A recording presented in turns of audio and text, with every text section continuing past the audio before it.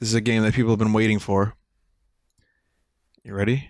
It is Shrek Super Slow. Wait. No. That's the incorrect thing. I loaded it up incorrectly. No. Right, here it is. Metroid Zero Mission.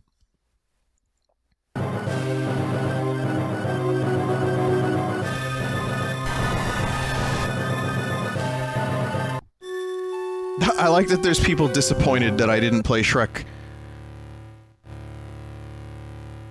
And as I begin, I just see the question, Vinny, did you hear the new Gorilla song today? No, I haven't heard it, mate. So, we're gonna do Zero Mission. Some people would prefer I do one mission, but if we're gonna do 0 missions, then let's just do this one. Alright. I forgot. Hang on, I have a thing here that I'd like to do. Yeah, there you go. Maybe I can lower the opacity on this one a little bit. And just, perfect. Yep, that's good. Alright, so we'll do this, and then we'll check out Puyo Tetris. I have, the bonus hidden chapter at the end, so to speak. I don't know if it's hidden, necessarily. So before I do anything, a lot of people want me to talk about the newest... Uh-oh. Shit.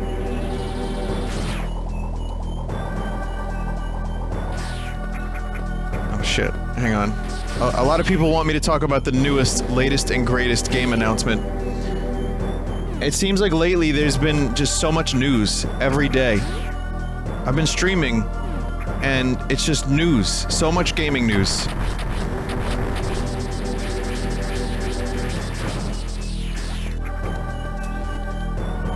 Like, for example, Bubsy. There's... Yep, Bubsy. Bubsy's coming back. And no one cares.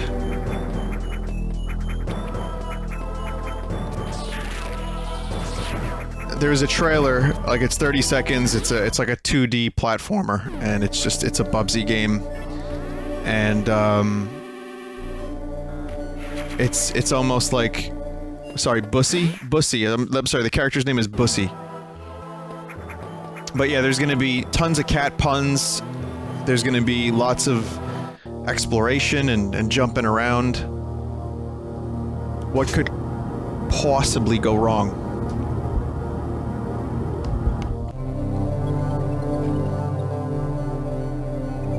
So here's a little addition to the Metroid 1 story. What about Shaq Fu? That's right, there's a Shaq Fu game coming out.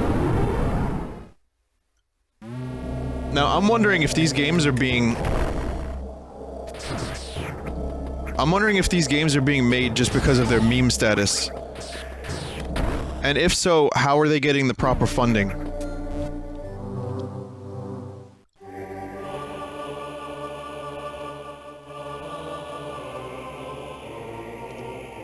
It blows my fucking mind. And I also want to know what the budget of Bubsy new game is. Like, how many shekels were they able to allocate? You know, like, which publisher slash, you know, how are they getting the money? I really just want to know. For those that don't know, Bubsy 3D is generally considered to be one of the worst games ever made. I wouldn't necessarily make that distinction. I've played far worse, but it's pretty bad. And now it's got a sequel. I'm just happy if... Alright, listen, here's what's cool about Bubsy.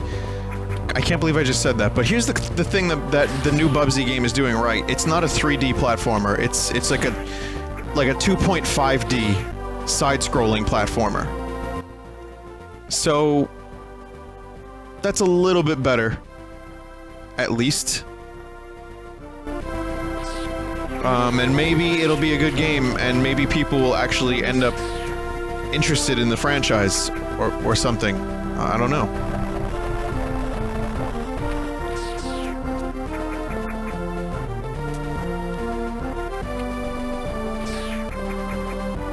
don't know.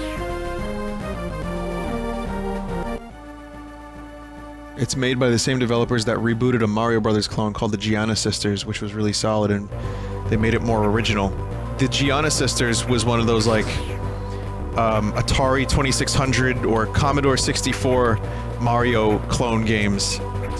The Gianna Sisters. Hey, I know, let's get another Italian name and make them sisters. And we'll cash in on the Mario Brothers hype. Brilliant! It was Commodore 64, not Atari, yeah. My cousin had it. My elusive cousin. These cousin stories are gonna start sounding fake, but it's true, he had a Commodore 64, and we used to play all kinds of cool bootleg stuff. I gotta ask him about that someday. I gotta ask him what that was like. I was so impressed. He was a nerd. He was a nerd until he wasn't a nerd anymore when he got older, but for a little while there, he had like bootleg Mario clones on the Commodore 64, like Superboy-esque Mario shit. But anyway, Bubsy, I don't know. I'm just kind of confused about its existence and who greenlit the project. But it is a thing that's happening, so there's one thing. Hollow Knight on the Switch. Hollow Knight is being released physically on the Switch with like some special edition or something. And, are my cousins procedurally generated? Well, I've only really talked to you about two cousins. The first one is the club cousin, and the other one is every other cousin, like the good one that I had experiences playing Mario RPG and Secret of Mana with. That's the cousin I really liked. And, he's... You know, he got me my first, like, couple of NES games, and he played through Mario and Zelda with me. And stuff. He's good. Very good. So anyway, yeah, but I got a lot of cousins. But the point is, for Hollow Knight, just to go back on that for a second, Hollow Knight, I have not played, but I'm excited for the Switch version. And I'm also kind of surprised to learn that Hollow Knight is like an 18-hour-long game. What the fuck? I thought max it would be like 2-3 hours. Or like, maybe 5 hours. Jeez. But I'm excited for Hollow Knight, and I'm gonna get the Switch version, and maybe not stream it, maybe just play it on my own. I'm not really sure.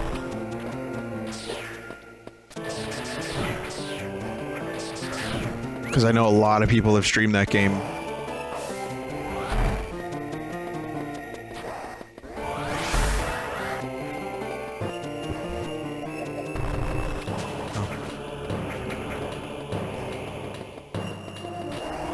$2 to 3 hours for $15. Well, I mean, you can see how low the standard is. Wait, I think... Wait, can I shoot while I do this? I think there's a puzzle here that I'm unaware. Hang on, guys. Don't mind me. Oh, I don't retain the run. Oh, wait, here we go. Do I even need to do this? No, I don't think I do, actually.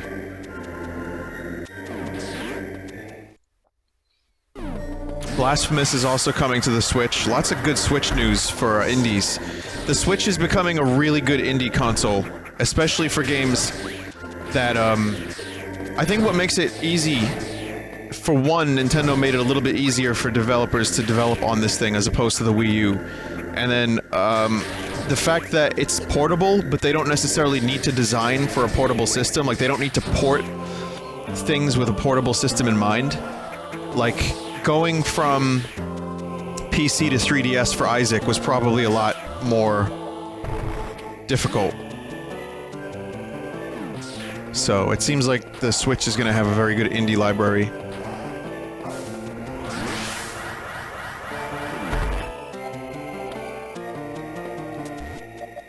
Here we go. But anyway, I'm excited for Hollow Knight. Can't wait for it. That War Groove game looks really good. Also, in other E3 Nintendo news, for anyone who cares, apparently their Nintendo Direct is only going to be 25 minutes for E3. I know how to shine spark. I just didn't think I needed it for that section. I was just exploring and looking for stuff. Trust me, I've done that fucked up shine spark, thing in Metroid Fusion. There we go. There was one, like, missile tank that was really, really hard to get, but I managed. It took me like 20 minutes, but...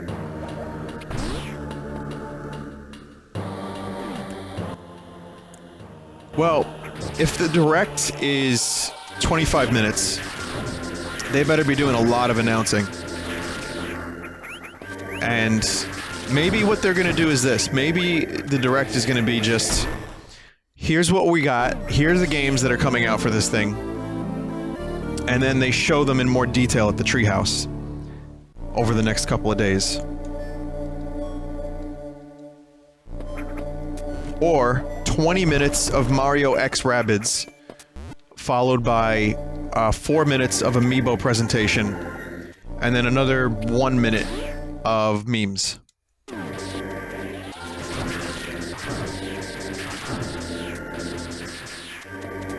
And catchphrases. And like a skit with Reggie. So that might take up more, so let's subtract the 20 minutes for Rabbids. Opinions on Sleeping Powder. I played it to start the stream, and I think it's great. But it's an earworm. It's catchy for the sake of catchiness. And I think he's talking about the sub of the day. So I'm pretty sure Damon is singing about Taco Bell in that song. Taco Bell, Subway. Same thing. Oh shit, I don't want to go up here yet. Mario Odyssey and ARMS are confirmed. Well, I mean, it's not really saying a whole lot. Damn it.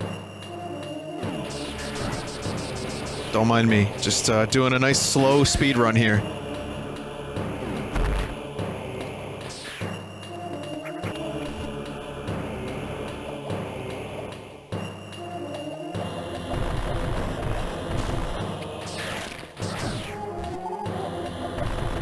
What do you guys think is going to happen to the Star Fox franchise? After, Star Fox confusing control game didn't really make much of an impact.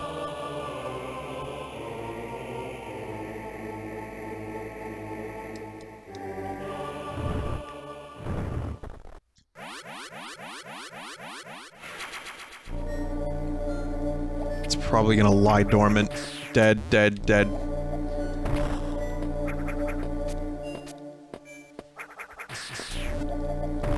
I'd like to see some kind of, like, Star Fox representation on the Switch. But in a way that doesn't make me want to vomit blood.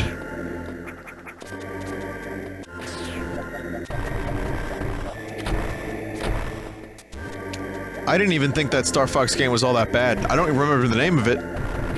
Zero Mission. Oh my god. Star Fox Zero Mission, was it?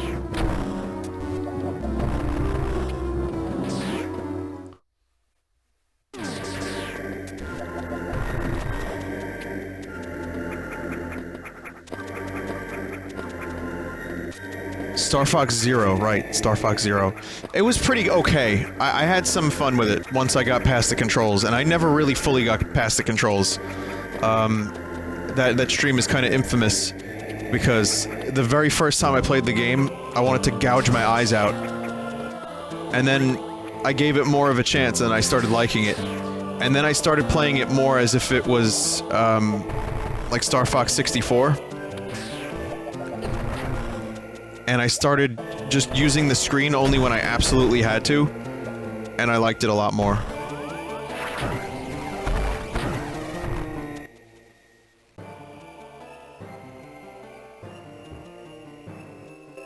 I will return back there. I have to return there soon, but for now we have to go back up this way.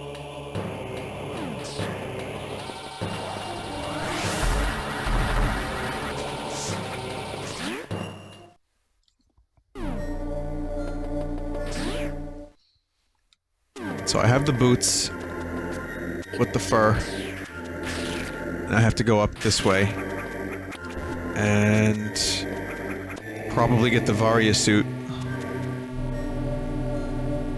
I wonder what... How about Nintendo make a new franchise? Well, you know my opinion on that. I think that's an easy thing to say. I agree. I've said it many times, but I do like to see good entries in their series, because they are good series. But what if... Okay, so Nintendo has made ARMS. They wanted a shooting thing, so they did Splatoon. If they want to do another, like, space combat game, would they just make a franchise called, like, let's say, Space Rodent, with brand new characters? Well, no, because they already have a space shooty game in a spaceship called Star Fox. If Nintendo wanted to do a franchise about some dude with a sword in medieval era, you know, then they would not make the Odyssey of Borpo. They would make The Legend of Zelda. They almost have every genre covered, to the point where they really don't have to necessarily make anything new. So... I'm not exactly saying that's the best thing, but it's, kinda how it is.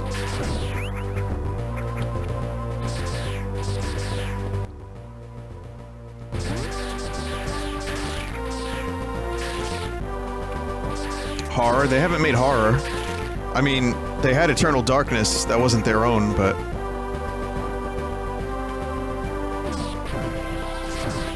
If they wanted a racing game, they could do a Mario Kart or an F-Zero. So it's like, you know, they're covered on a lot of angles. They don't have a horror game, though. They don't have a horror game. Fighting, you got Smash Brothers. Now you have ARMS. Shooting, you got Splatoon. Exploration in space, you got Stroid. Luigi's Mansion.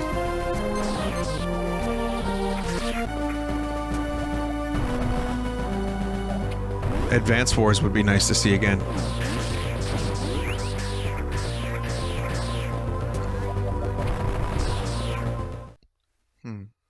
So I have to get up there. They don't have an arena shooter that's class-based. I mean... They could do a whole new franchise for something like that. Or they could just do Splatoon Heroes. You know?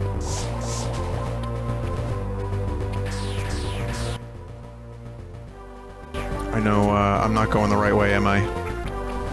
Well, even with a guide marker, I'm still getting lost.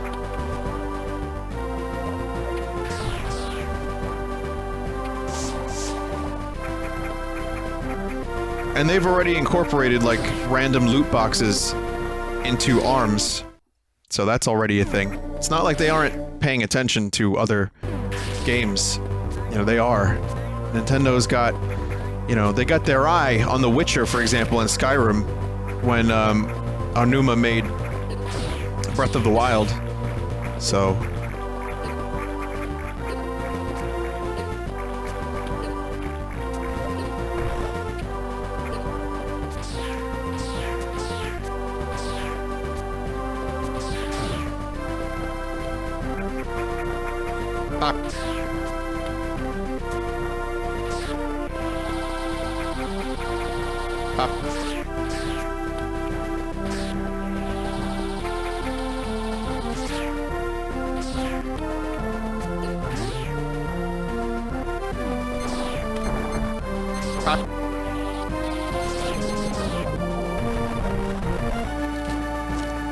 Oh, right, you need to drag the little fellas over here. Forgot about that.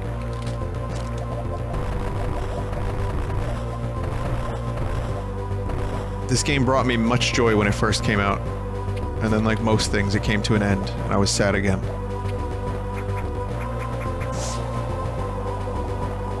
I always thought the art style was interesting, the approach to backgrounds. For example, like, look at the backgrounds. They're almost like comic book cells. Ah. Oh shit, E-Tank?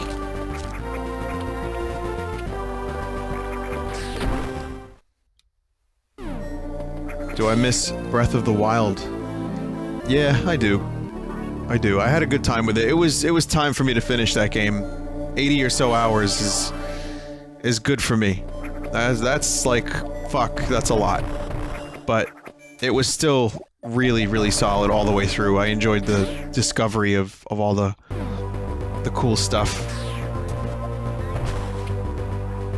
There's always some vistas on the horizon. I like vistas. Oh my god! But yeah. I'm not one of those people who can put like 4,000 or 5,000 hours into a game.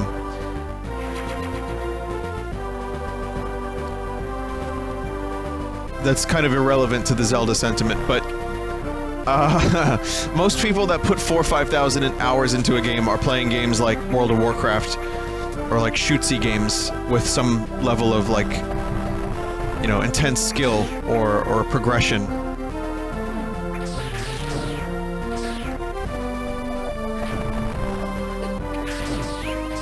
But I think the only game that I ever really put anywhere close, or the only games where I put anywhere close to 1,000 hours into, if not more, were Team Fortress Classic and Warcraft 3. Yeah, those are the two in particular.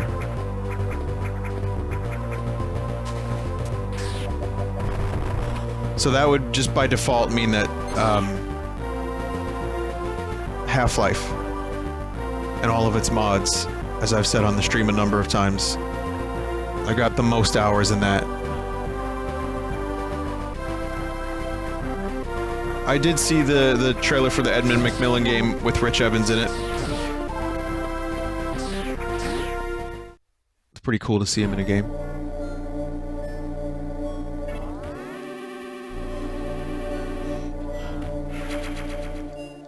Okay, time to go back to Norfair.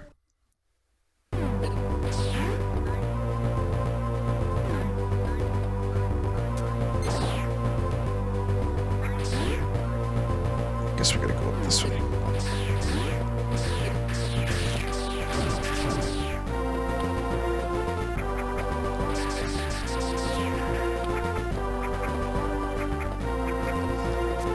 So I watched a movie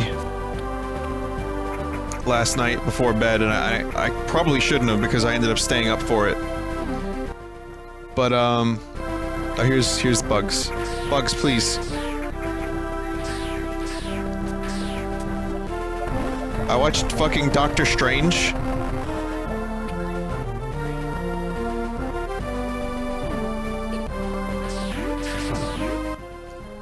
Use the bugs to break the thing in the lava.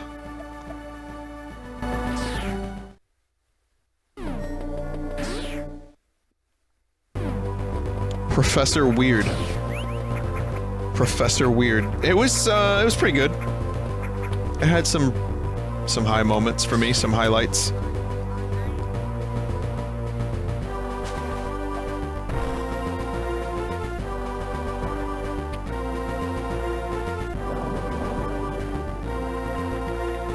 I'm trying to think of the best way to explain the movie. Interstellar Overdrive from Pink Floyd was in it. I like that. Bend My Dick Crumble Snatch. Yes, he was in that. That's right. Beggs Benedict Rumble Snatch. He's in that. Mr. Odd. Mr. Odd.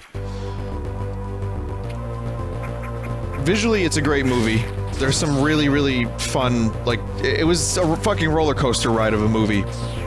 But I enjoyed it. I liked the character. Mostly. Well, I mean, you kind of hate him at first, but then you kind of start to... Actually, the characters were kind of weak. The story was a little weak overall, but I love the ending. I'm not gonna spoil anything, but I like the way he defeats the bad guy. It's not just like punch until the guy dies. There was a little bit more to it, and it was funny. Let's see.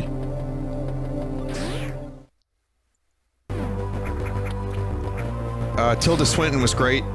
She's always great, but she was especially great. And I liked the... What else did I like? Magic. It was a fun movie. It was just fun. You know, I'm kind of not really... I'm not a huge superhero fan. I'm not like a comic nerd like a lot of my friends were. But I also can appreciate the movies. I definitely like a lot of the Marvel Cinematic Universe nonsense movies. And, it's really... It's hard to go wrong. There hasn't been a lot of stuff I haven't liked. And this one was pretty good. Just overall pretty good. I wish it was a little more strange. It would have been nice if it was even more strange and even more weird. My favorite Marvel movie in a long time was Deadpool. So I think, you know, I'm all about like just push it, go full in, like put everything in it. And this didn't really go far enough. It still kind of was a little bit formulaic, and it was like, oh, here's this part, but I liked a lot of it, just for what it was. The cloak was cool. I liked the world, like the whole, the idea of like the world within a world, and multiverse, and universes, and spells, and magic, and it was, yeah, it was fun. It was a good movie. I'm looking forward to see how they're gonna use that character with the rest of the, Avegnars and within their universe. I think it could be kind of cool.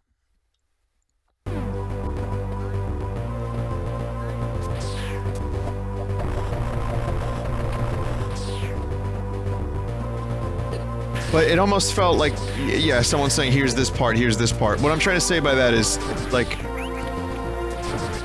there wasn't a lot of stuff, like, a lot of the story beats were fairly expected. The ending was unexpected.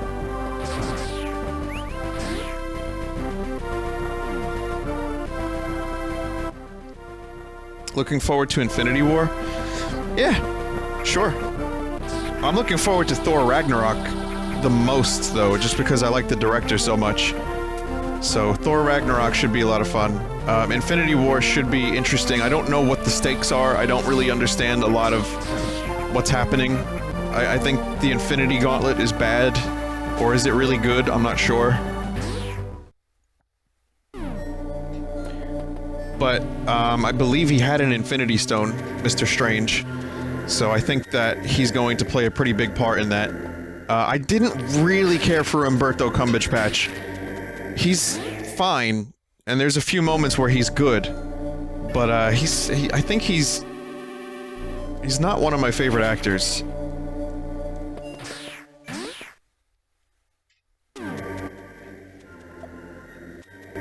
People love that dude. And I'm just like, yeah, he's alright. Remember when he was Khan in Star Trek? Ugh. Please, God.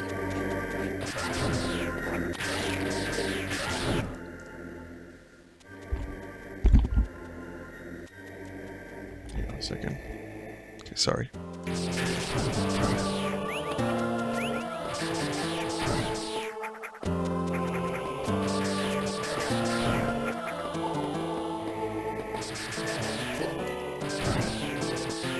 I would like to eventually see Batman vs. Superman and then Wonder Woman. I don't really have a preference of DC over Marvel. I like the Marvel movies better because they've been just better, but, I know the Batman vs. Superman movie was a mess, and I know that a lot of people had high expectations and it kind of let them down. So I guess, for me, it was just like, ah, that's a shame. Guess I won't be seeing it. But I would like to see it. I want to just see what all the fuss is about. And then I actually want to see a good DC movie in the form of Wonder Woman, just to see what the fuck is going on. You know, and maybe the fact that DC can do stuff that's good. Because they really want to get that Justice League going, don't they? They see all them stended universes and they're like, hey, we want a stended universe. Please just remove Zack Snyder from everything. Get rid of him.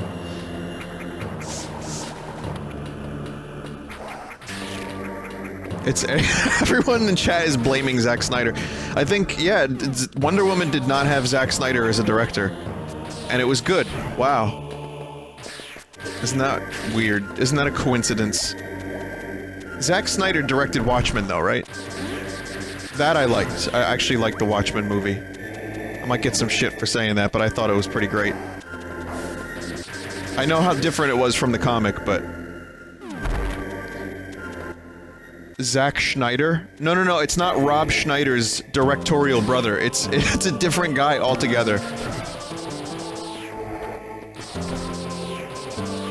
I mean, even bad directors can sometimes have good movies. Like, I love Unbreakable, but I hate M. Night Shyamalan's movies. So, it's certainly possible to pull a good movie out of your butt.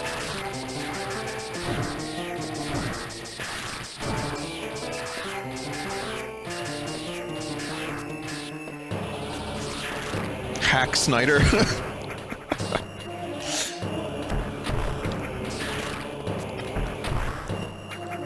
So, okay, I need, right, I need, oh, this is good. Yeah.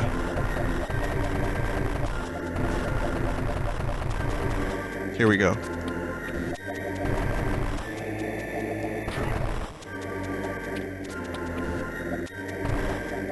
I like the remix they did of the song. Watchmen is one of the most true to source material movies out there from what I've read and seen. Well, wasn't there a giant spaghetti alien monster in Watchmen? That didn't quite happen in the movie.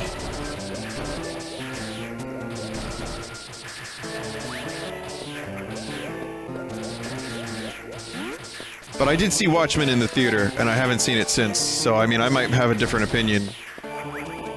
It's the same for Interstellar. I'm afraid, I've said this not too long ago, but I'm afraid to watch Interstellar again.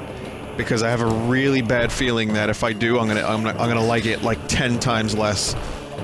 I saw it in the theater, it was great, it was heavy-handed, but I still got a lot out of it.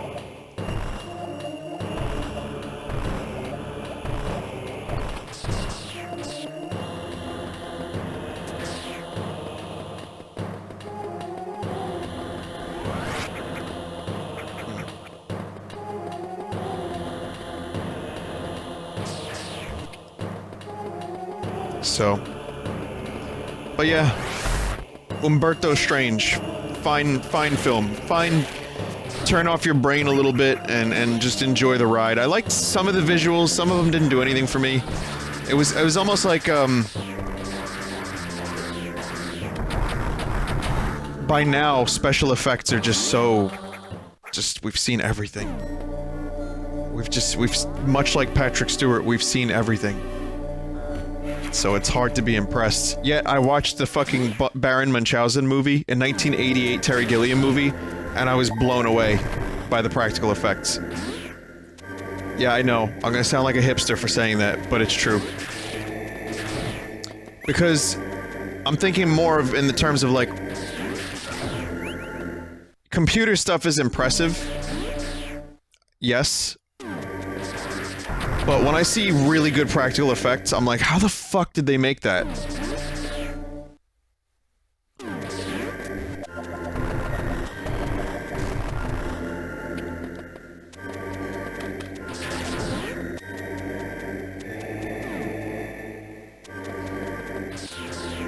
Neil Blomkamp's new studio, isn't he doing a bunch of short films with Sigourney Weaver? And like a bunch of dead bodies on the Eiffel Tower or something? I saw something. It looked very, very weird. I don't really trust Neil Blomkamp, though. He's had one great movie and two, eh. So I'm a little bit, like, not on board the hype train for him. And I kinda understand why the studio blocked him from doing Alien. I'd still like to see his take on it, but...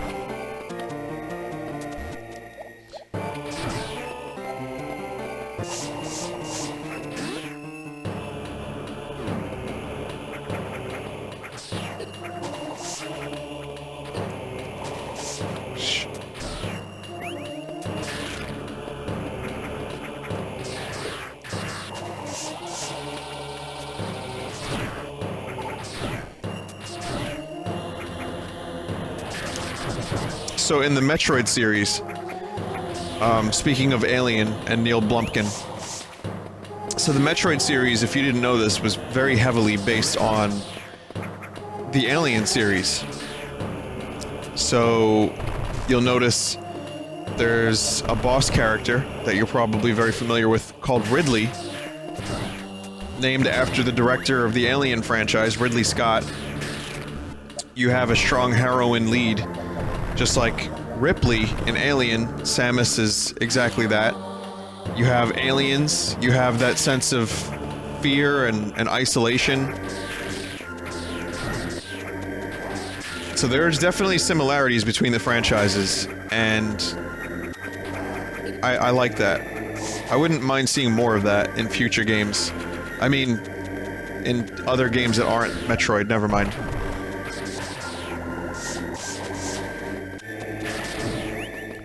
But Samus was definitely one of those characters. It was a kind of a mind-blowing thing to discover that Samus was a female, because robot. You were like, oh, it's a robot, and then you beat the game, and it's like, holy shit, no it's not. And in a time where games weren't really doing that, it was definitely interesting and a breath of fresh air.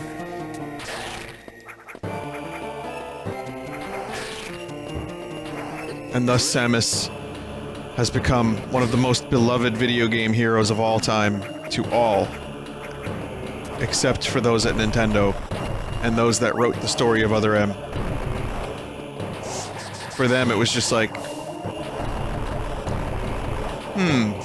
how can we ruin this character?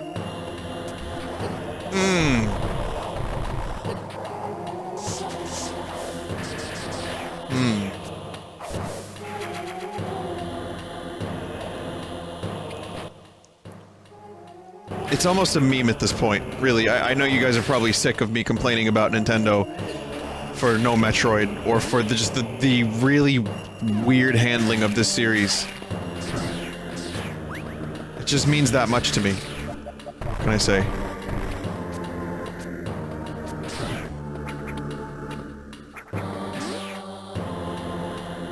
Not even a mention. That's right, 30th anniversary came and went. No mention. Except they took down a fan game.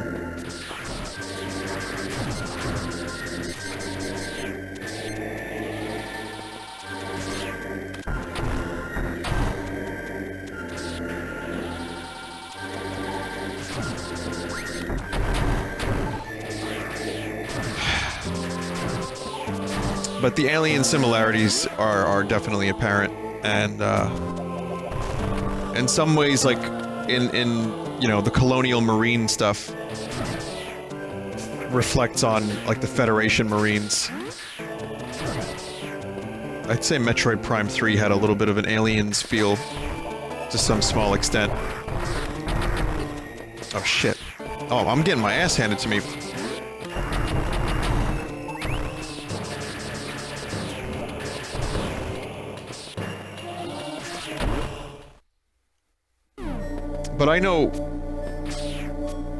But I know I'm gonna be proven wrong. I know that, at E3 there's gonna be a great Metroid reveal, and we're all gonna be real happy.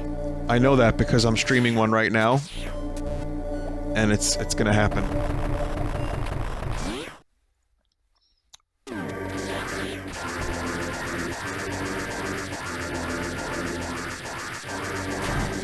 So the wave beam goes through walls and stuff. Is there a wave beam plus? Can you get rid of the, like, can you get the ice beam before you get the? All right, let me rephrase this. I'm not able to words right now. Brain broken. For those that know this game really well, is it possible to get the wave beam before you get the ice beam? That's what I wanted to say. Hi, Fred. I tried to words. I failed. I'm sorry.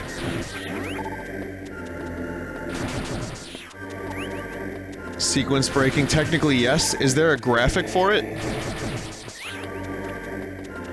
I have seen the Metroid Rogue Dawn, ROM hack for Metroid 1. It looks pretty cool. Maybe one day.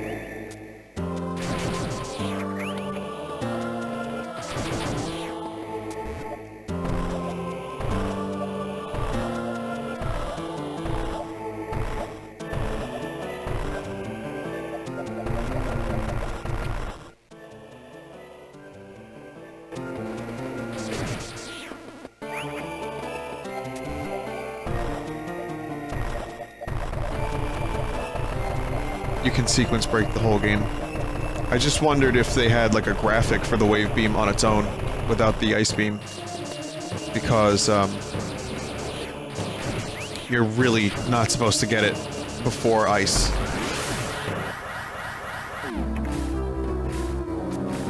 Nintendo took out the ability to toggle powers a la Super Metroid. A fan patch restores it. You know what? There was a dude who emailed me and was like, Vinny, you should play this fan patch, and I didn't do it. I regret that now.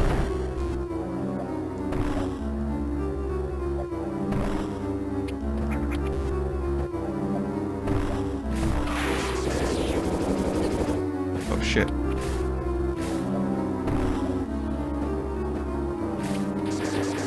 Bug, please.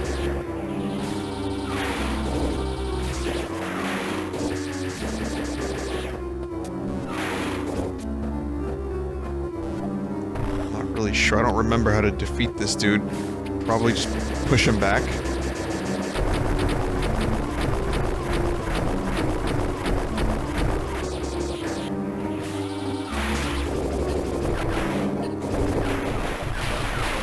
Bombs.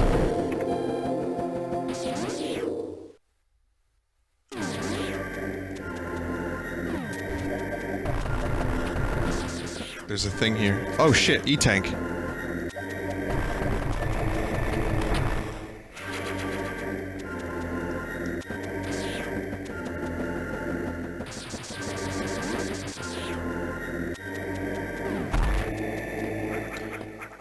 So yeah, this game has some really great remixes. I always felt some of the music in Metroid 1 was extremely repetitive and annoying, as good as it was. I mean, on the NES hardware, they did what they could. But this game definitely breathed some nice new life into some of those older songs. I just wish the Game Boy Advance sounded better. Or if maybe Nintendo released, like, the raw, uncompressed versions of these songs, that would be pretty great.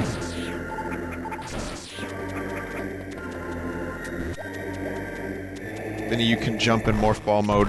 Why didn't I know I could do that? What the fuck? Oh, with high jump, right? The high jump is why I'm able to do that?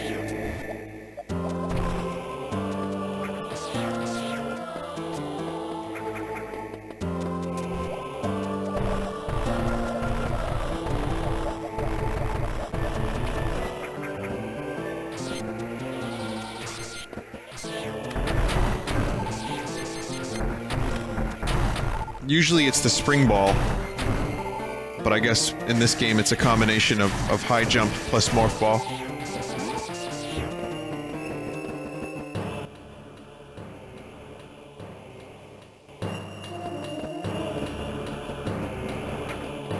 That's the E-Tank, Vinny?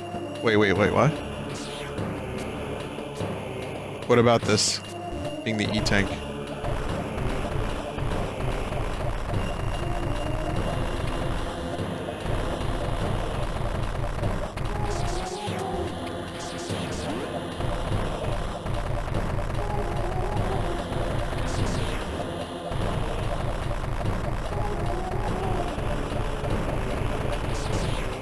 Kind of curious about this. Hang on a minute. It's not... No, it's not the E-Tank. That was in a different room altogether. So what the fuck is this then?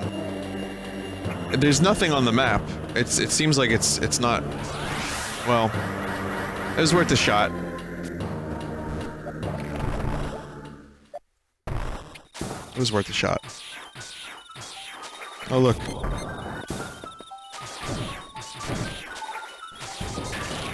This is a spiritual sequel, or prequel, to the Super Metroid dude thing. With the clam face. The green clam.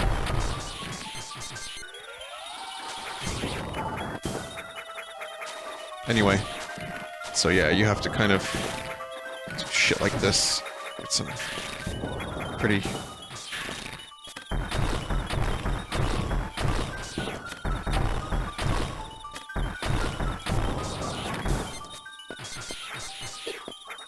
Pretty nice tendrils you got there, buddy.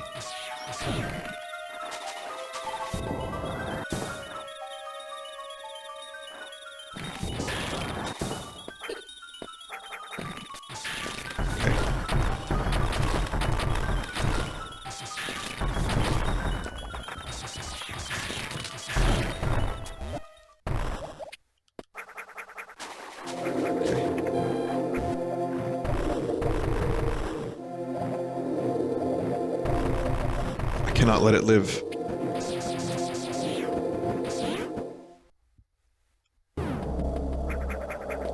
I wanted it to blossom into a beautiful creature.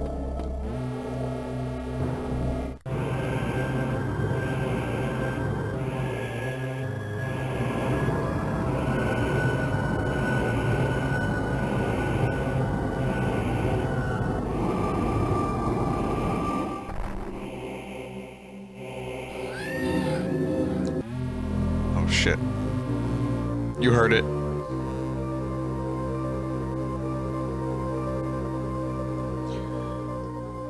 Alright, here we go.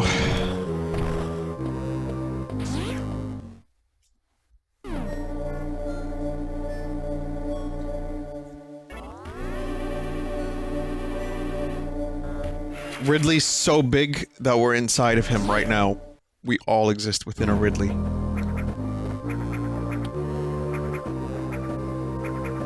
I don't believe there was a section simply called Ridley in Metroid 1.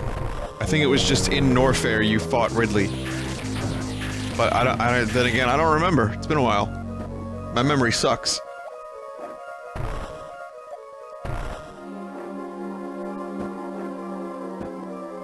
There was. Oh, there was a section just called Ridley. Oh, fuck. Ridley's Inside Story. Yep.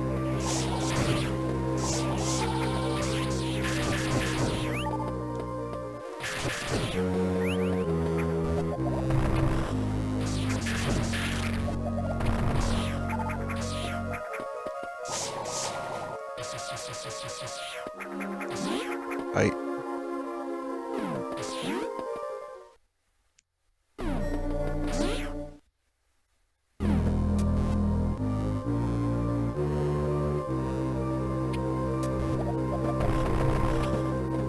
Vinny, Mike said you didn't like Nuclear Throne when he showed it to you. Is this true? I actually played it before he showed it. He didn't show it to me. I actually knew about it before. Because I interviewed Rami, or KY interviewed the developer, Rami Ismail, with me at PAX, and I had played it after getting a free code from that. But it didn't stick, I didn't love it. So, how am I gonna get there? Go back up the elevator. I don't think I'm ready for this area yet. But yeah, Rami's cool, and I really liked Nuclear Throne when I first played it, but I didn't really get into it. I actually liked Enter the Gungeon a lot more, for whatever reason.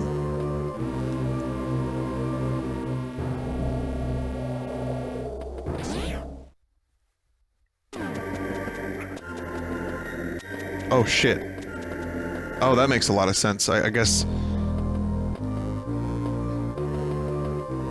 Oh, I see. That's like a preview of the larva.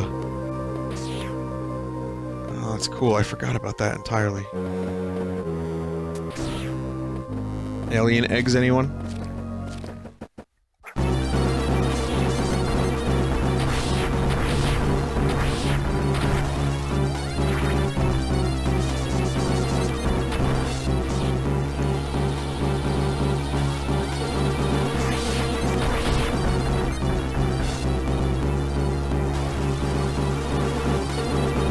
I wonder if I can shine spark into his thorax. Come on.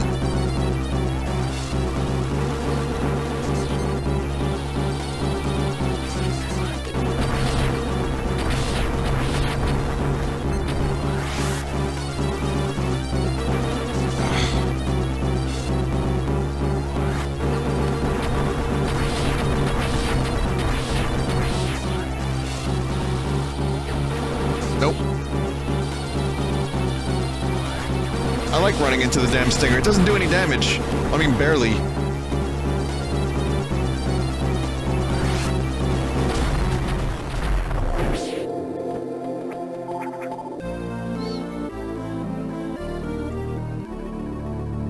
Not for nothing, but that wasn't a very difficult fight. I think I would have needed hard mode for any of that to be actually challenging.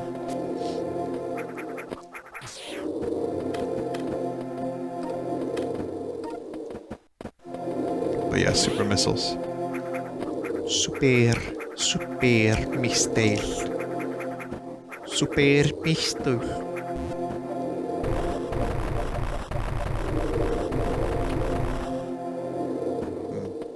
Just get that little bit of map there.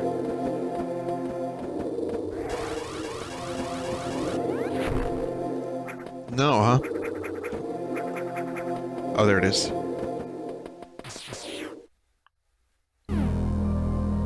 Vinny, the thorax is the middle of the bug. You mean the abdomen, that's the buggy bussy. Okay. So you know that, the bussy meme that's happening right now, right? That everyone's all hip about? With, Babussy, Babadook, and Mr. Krabs. So someone made a General Grievous one. Yep. General Grievous's Grussy. And another one made a Depression one. And, yeah, something like, my depression is one thick bit.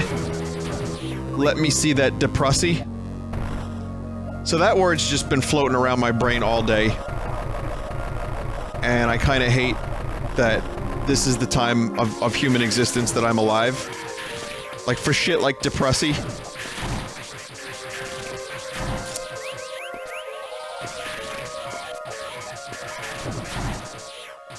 Yep.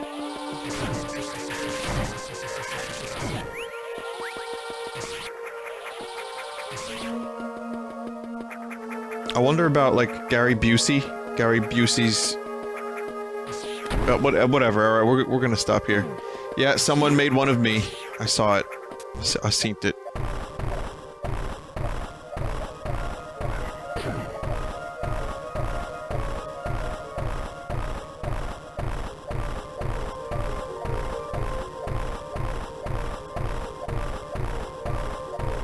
This was not something you could do. You could not get back up there in the original Metroid.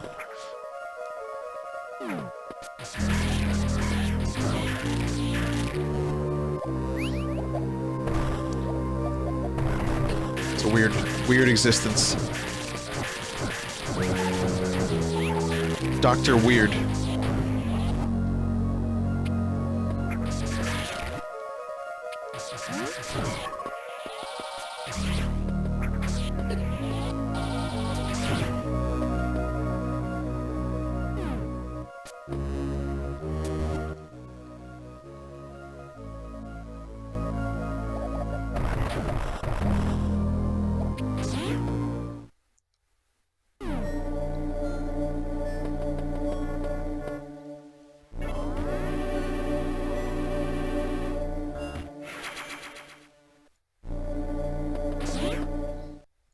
Chief Scientist Bizarre.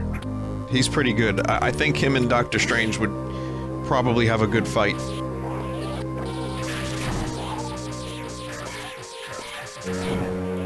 There's a moment in Doctor Strange that actually made me roll my eyes really, really fucking hard. So there's a scene where Doctor Strange is, let's just say, astral projecting, and his spirit has left his body. And so, he's out of his body, right? And the dude, the villain, the henchman that he's fighting, has also left his body. So they're both souls. And the villain soul finds him. And then they start punching each other in the spirit world. Wow. And so it's just a big, dumb action, like, punch fight in the spirit world.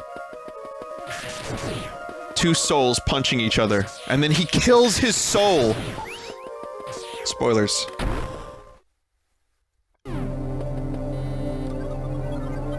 Dentist Absurd? Yeah, he's pretty good too.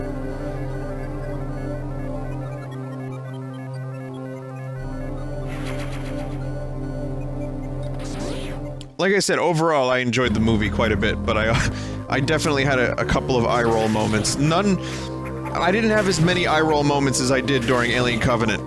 And as much as I liked Alien Covenant, it's not a good thing to go into a movie theater and you end up saying, "Come on," like 5 or 6 times. But anyway, just a side note, just a complete random, strange side note.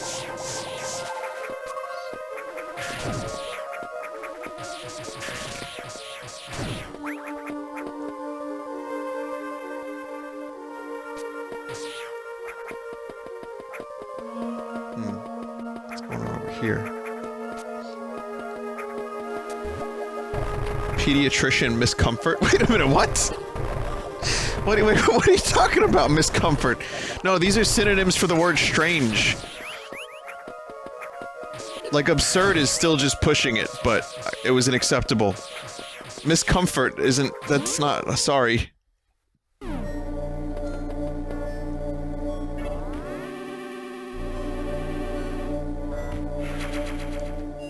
Isn't it discomfort? Dentist unusual. Sure, you could do something like that. What if you start adding military ranks? Or like, you know, like, cause Dr. McCoy from Star Trek? Maybe like Captain Weird, Commander Nonsensical. I don't know, this is getting stupid. Anyway. Meme templates are very hip right now. Everyone's all about the meme templates.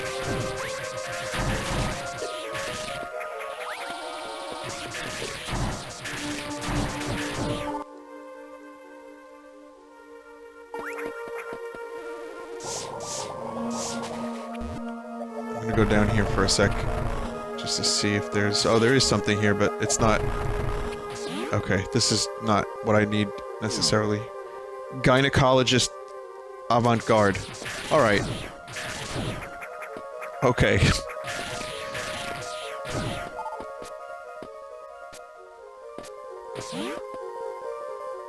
Commander Cumshot. So I guess we don't even have a formula anymore. We've strayed so far from the formula.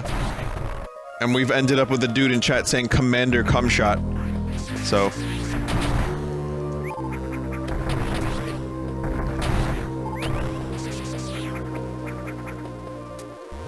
it's a mutation of a mutation. Prostate... was that prostate peculiar?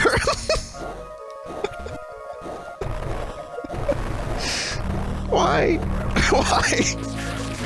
Why? I just killed some fire blebs.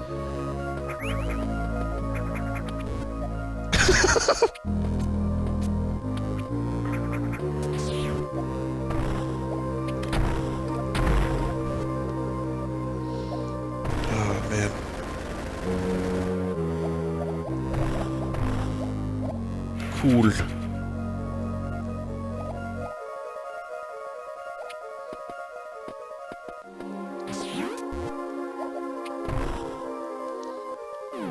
Dr. Winston Strange. Paging Dr. Winston Strange. Ah.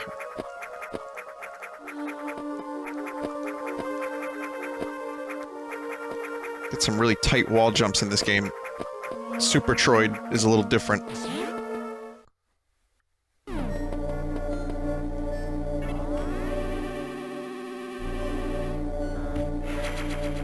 The wall jumping in Super Metroid's a little harder. And you get, you can't get in... like, you don't have as much control as you do in this one.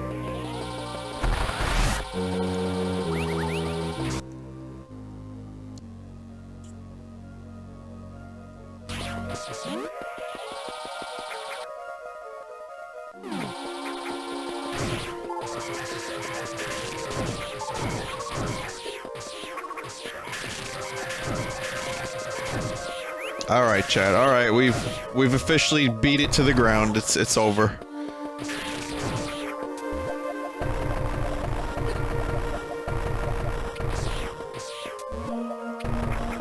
We all had a good jape. Splendid japes were had for all. But we've evolved past that.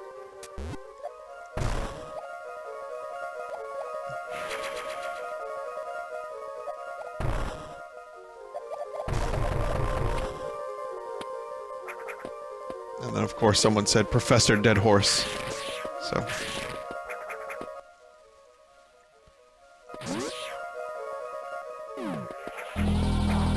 yeah, things go quick. And chat's this big.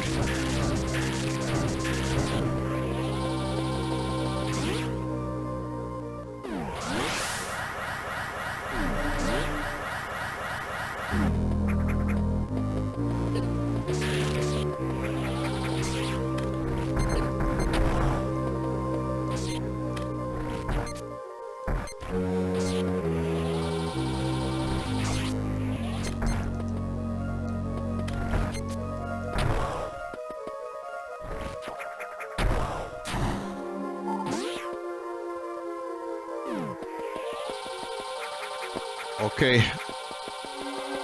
It's time to fight Ridley. Why are there, like... Roman-esque...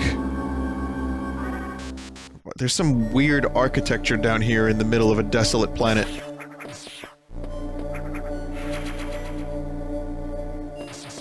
See those pillars in the background there? Well, I guess in Super Metroid, Lower Norfair has some pretty interesting looking architecture.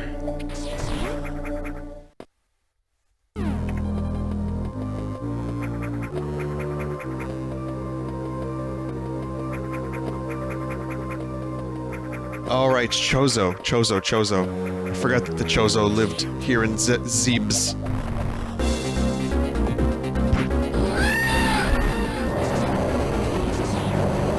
Massive. Too big. Too big for his own game.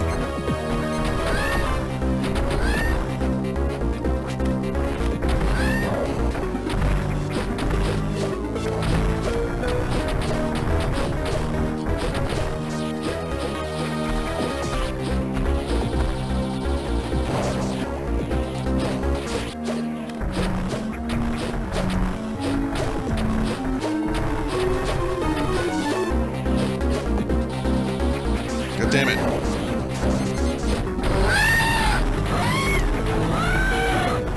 Sadly, not overly difficult.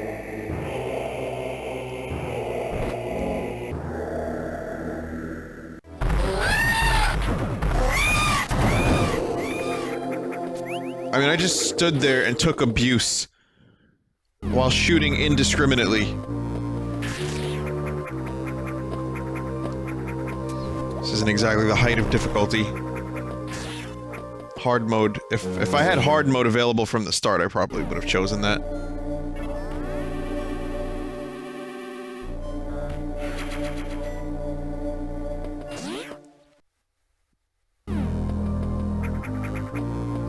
But, I will say, despite the fight being somewhat on the easy side, Ridley is a great boss fight. Classic. Classic, mate.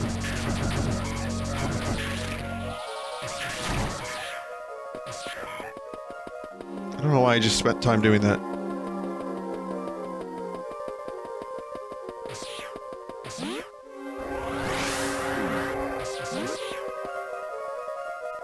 Fred said, I sequence broke and did Ridley first on hard mode. It was pretty crazy difficult. Yeah. Yeah, that sounds pretty crazy.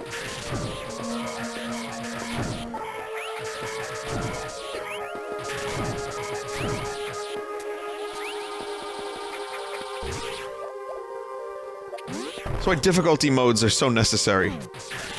And like hero mode in Zelda, in the previous Zelda games. For some reason now the hero mode is like a fucking DLC for Breath of the Wild. And it doesn't even sound like it's gonna be that much harder. I feel like for Breath of the Wild you have to impose your own limitations to really make it challenging. But anyway, I love that Doom 2016.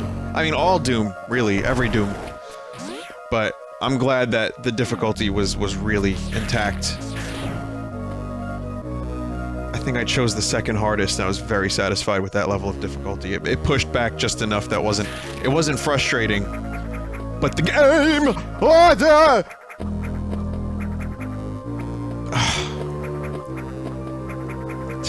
damn it. The game called me out on my own bullshit plenty of times, and I had to adapt and actually get good. Doom the movie was good, you said? Oh. Third hardest, right. I didn't play it on... Right, so okay. When you complete the game, you unlock a difficulty, right? That is, like, sadistic.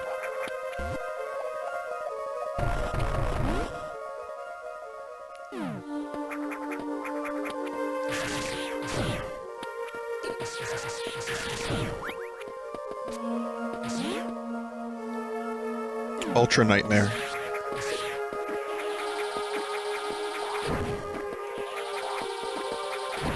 Yeah, so then I did third hardest. Lame, I know.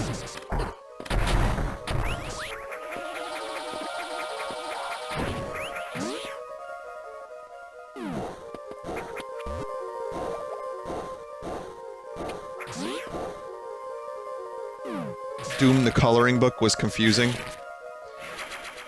I didn't like the third act.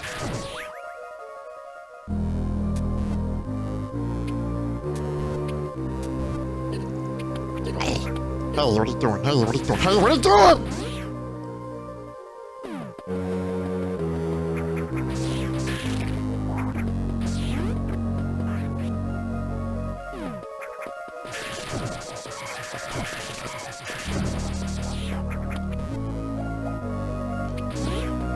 Looks like we're going back up.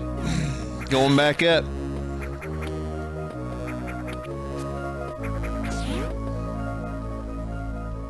I think I have to use the blebs.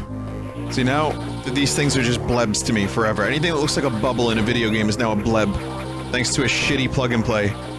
It's really absurd. Doctor... Okay, nope.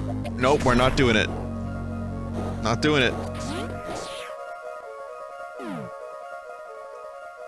So here's what I have to do. I go like that. I go like that. I don't want to know what that looks like.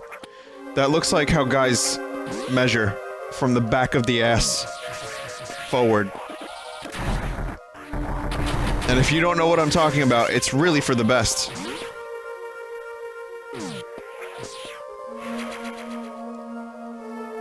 But finally, it is done.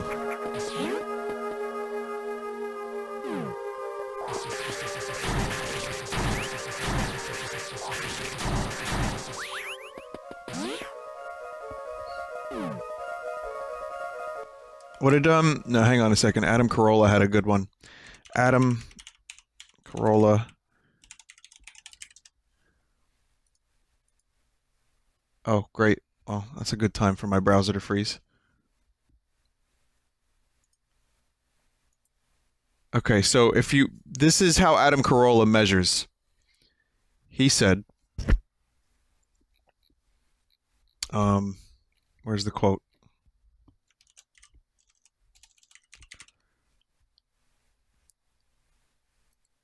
Oh, fuck, there was a good one.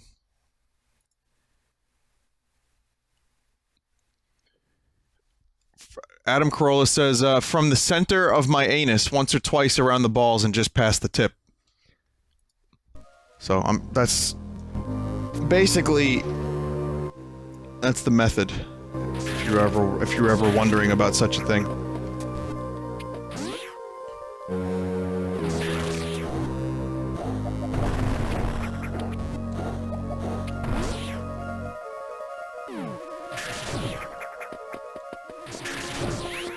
And of course, someone just joined the chat and said, I just joined and that's the first thing I hear. He's a sub, too. They're a sub. I bet they feel like they're really getting their money's worth out of quotes like that.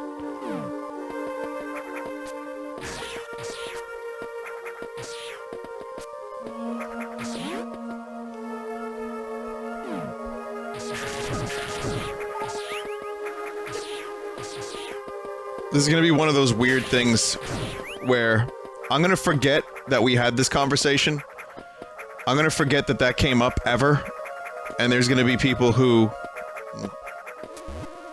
There's gonna be people who like, hey Vinny, remember during your Metroid stream? I really liked your Metroid Zero Mission stream. I especially like when you dropped that Adam Carolla quote about dicks. And I'll be like, oh fuck, I don't remember that.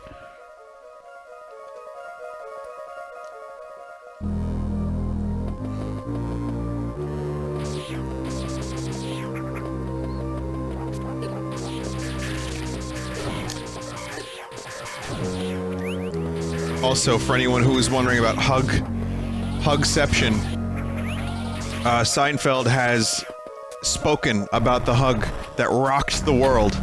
The news that rocked the universe. When Jerry motherfucking Seinfeld refused to give Kesha a hug. You ready? What you will hear will shock you. Please pay $13.99 per month to gain access to this clickbait. I mean, this news.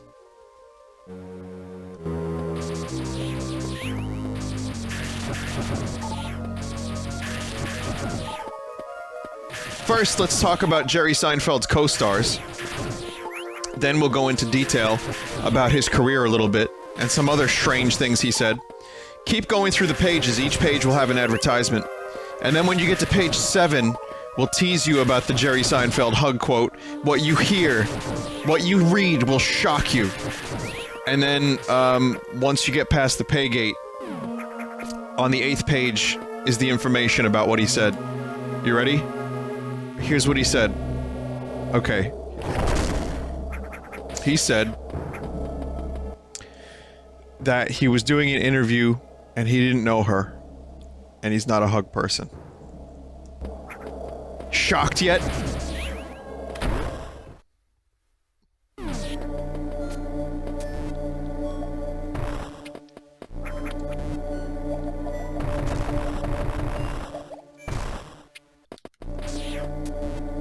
I think it's, to me, I'm just blown away that someone might not want a hug from a stranger. That's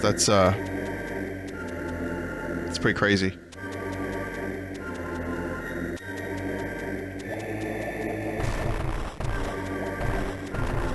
Here's 13 reasons why Jerry Seinfeld doesn't hug his co-stars. Nah, but blah.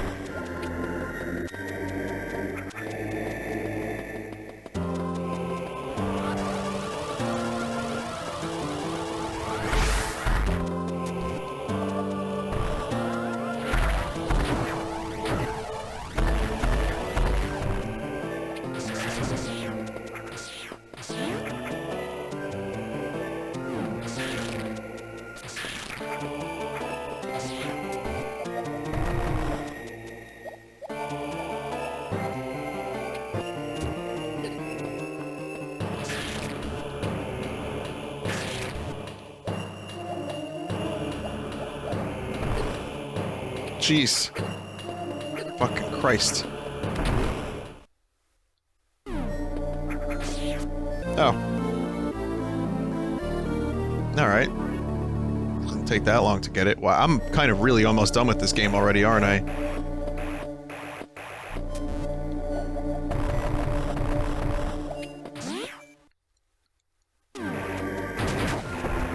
It's a shorter Metroid game than some of the other ones, isn't it? I mean, it's got a whole ending sequence that I always forget about.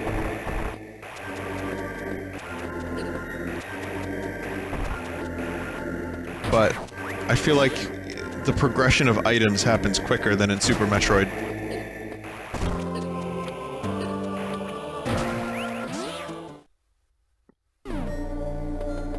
You skip the screw attack, Scred? You skip the screw attack, Fred? Was my question, but it came out very, very wrong. There's gonna be like 4 or 5 people that are like, he's an English major. Like that has any bearing on the fact that I misspeak frequently while I stream. You know I only did it just to get the fucking degree and get out of there, right? I also majored in communications, neither of which got me a job. I ended up working at a bank. So, I mean... that wasn't exactly, you know... It was the camera work and the video editing. That was the stuff I really liked, and that had almost nothing to do with my majors. Communications, a little bit. I learned about the TV business and I learned about like editing a bit, but I mostly ended up learning this like skills on my own. But anyway, that's a whole different story. Yeah, I don't speak good. I don't talk good, guys. How was the bank? Oh man, it was soul-crushing actually. It was really, really bad. It's really, it doesn't strike you, and this is before the 2008 collapse, right? There was a big, like, banking collapse fiasco, if you remember correctly. That was the end of that job for me. But it's not until you actively hear people working at a bank discussing how they want to fuck over people to make more money that it really starts to dawn on you. Holy shit, Wolf of Wall Street kind of shit is actually real, kind of.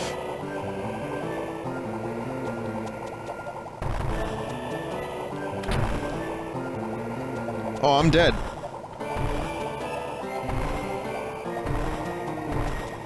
I was gonna let my, I thought maybe I could just do this thing real quick. But there is no thing to do.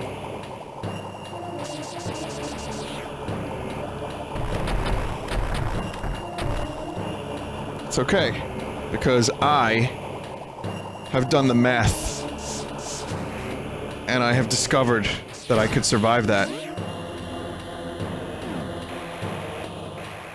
It was deliberate! It was deliberate!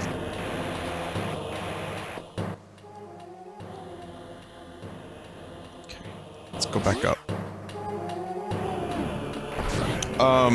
Yeah, no, so, I mean, it was really nuts. I remember one time they invited me out to a bar, and this was just before I left the bank. And again, I had no real experience with this stuff. I had to learn as I went along, but it was just a matter of, like, here's a job, you know, the family friend can get you in this thing, so you're gonna take it because it's money, and it was good money. But it made me completely fucking miserable. But I'll tell you what, I remember I got invited out to a bar one night after they finally got to know me, like when they realized I was, you know, cool enough to not blow up their spot. I mean, I guess until years later.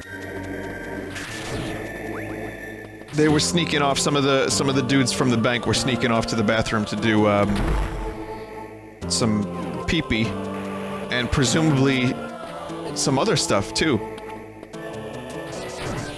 It's weird because they all came back out of the bathroom and they were like...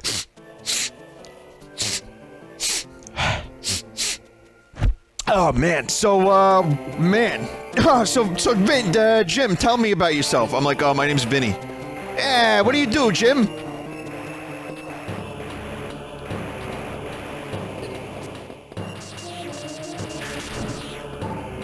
That's right, pepper. That's correct. That's exactly what they were doing. They were taking crushed black pepper and they were smelling it in the bathroom just because they liked the smell of it.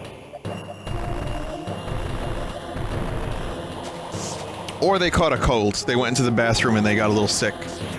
Nothing weird, just a little sick.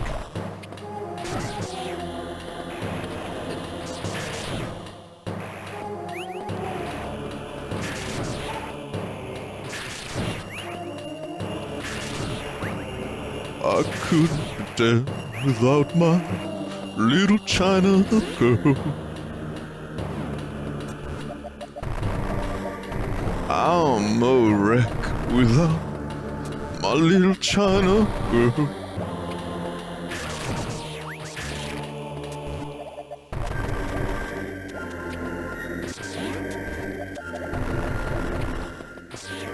You know what that song's about, right?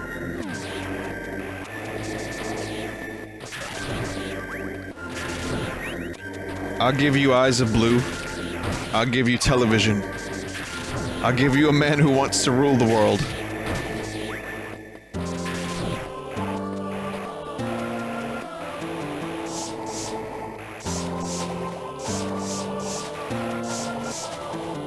Yeah. Jeez.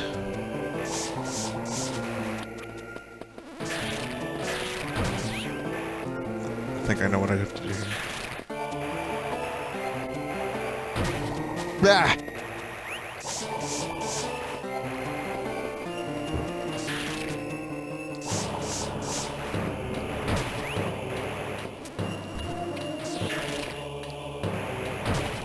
Ah!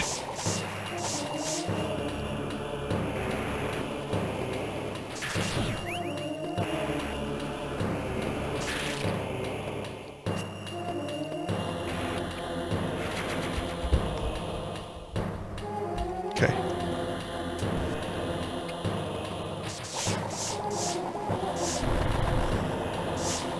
It's always worth checking, even if it means taking a little bit of damage.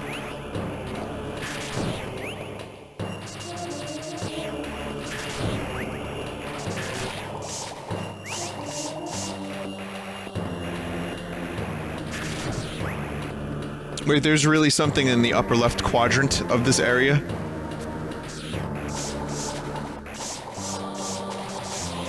Oh my god, there is. Fuck. Oh, how the fuck do I get over there now? Ah, damn it.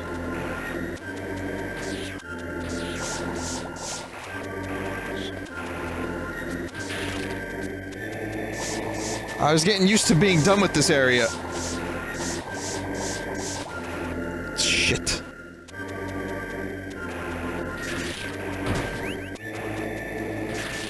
Probably gonna need space jump for that. I mean, I might be able to bring this, bug fella over, but it's still gonna be kinda... It's not gonna be easy.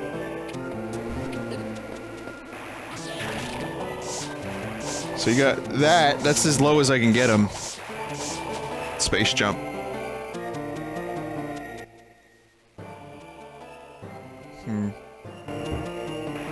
I would need space jump for that. Well, I don't know why I'm having trouble. Hang on a second. I'm having trouble wall jumping here. I need some really quality wall jumps. You know what I mean? I know I'm dying. Don't worry about it. It's fine. Even with quality wall jumps, I'm still getting my... I'm still not able to get around that thing.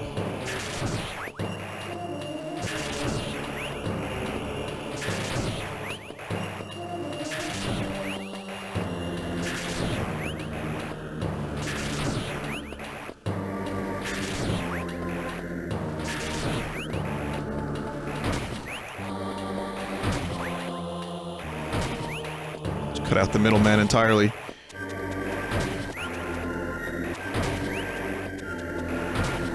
Bomb jump isn't gonna happen because when I'm in the lava, I don't gain any traction. Like I get no height from lava bomb jump. You know what I mean? And that's too high for a wall jump. It would be great if I could just get this now and not have to come back, but I doubt that's gonna happen. No, it's not happening.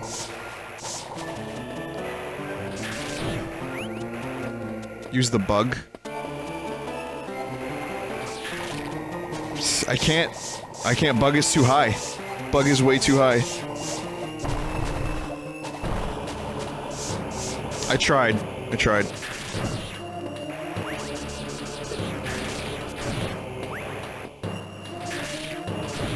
Oh, wait a second. Wait. Someone has a better strategy. About refreezing the bug. Am I really gonna do this? Alright, I'm gonna try to refreeze the bug.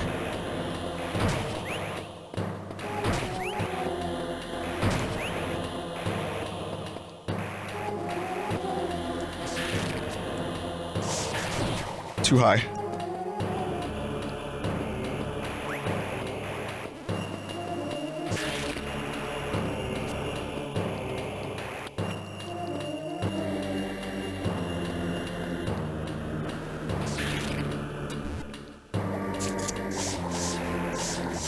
Oh.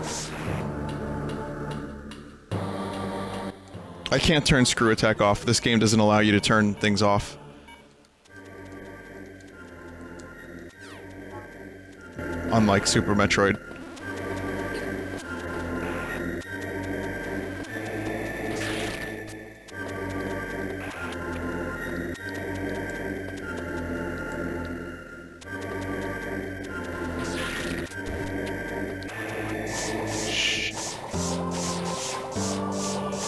Alright, okay.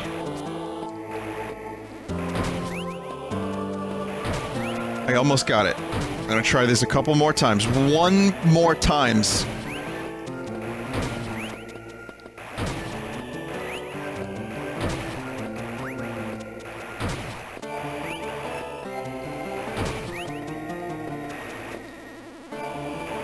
One more times. Here we go.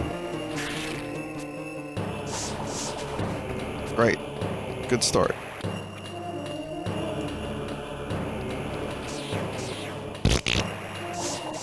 All right.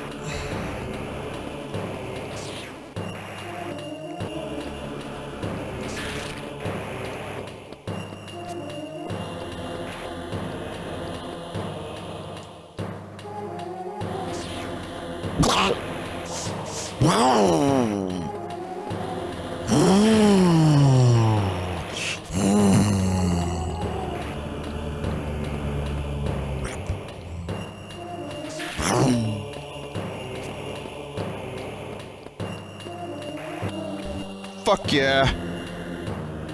Oh, I can't wait to get my one missile tank. This is so fucking not worth it. But it is so much better than having to come back, at the very least.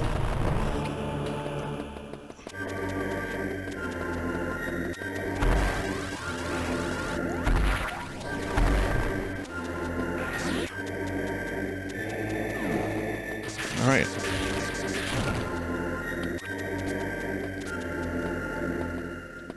That was harder than the Ridley fight. Actually, it kinda was.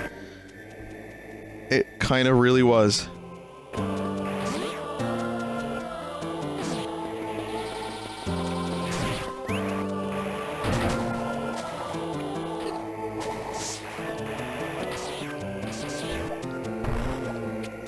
You know, some people ask me, Vinny, how do you quack with confidence?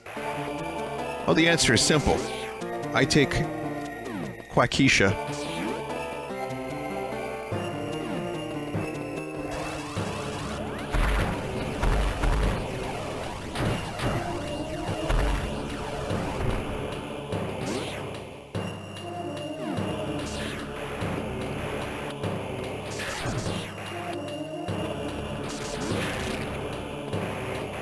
Vinny, I don't believe anyone asks you that. What do you mean?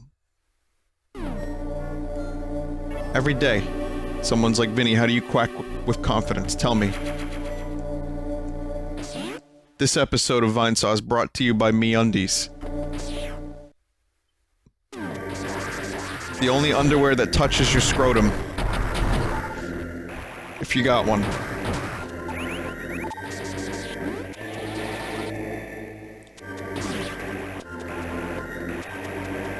Let's, you know, I'll say this.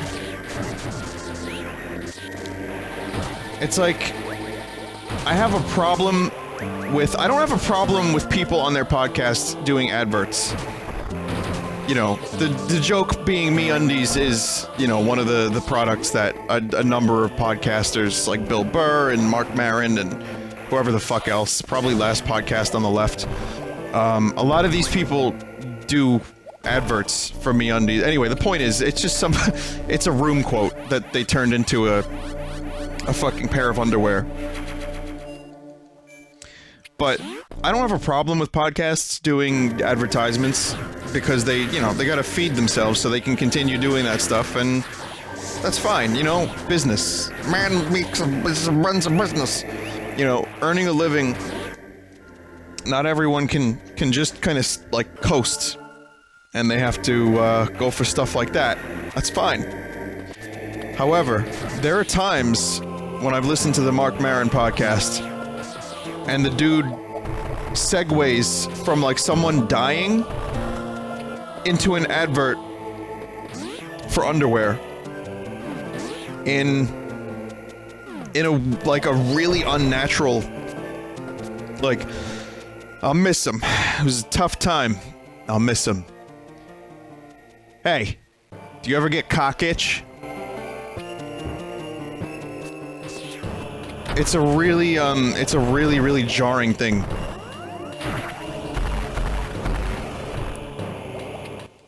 So it was a touching moment in my life, I'll never forget it. And I hope that, at some point everyone can experience Debussy. And really, you know, really grow from it as a person. And if you know what I'm talking about, then you should check out Scrote Crate. The only crate where once a month you get punched in the cock by a new set of hands.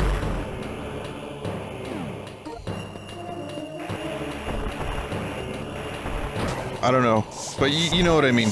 Maybe you don't. Maybe I don't know what I mean. Maybe no one does. But the point I'm trying to make is that Brussels sprouts are pretty good if you make them the right way.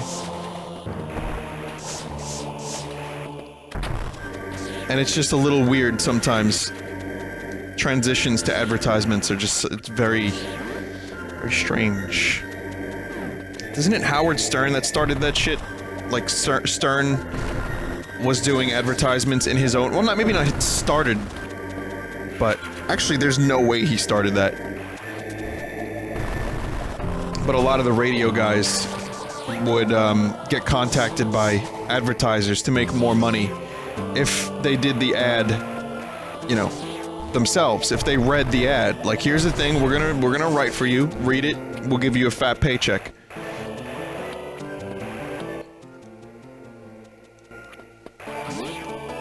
And now that happens with podcasters, too.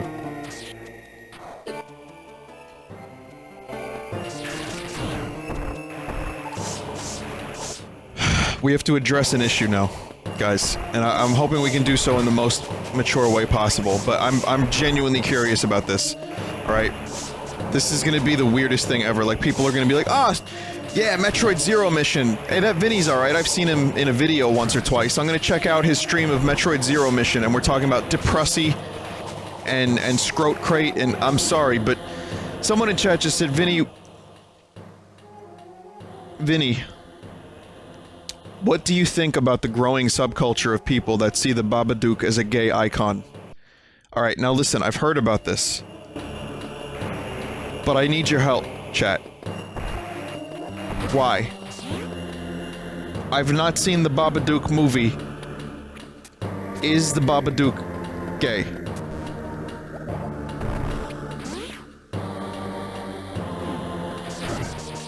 Netflix started it? I need explanation.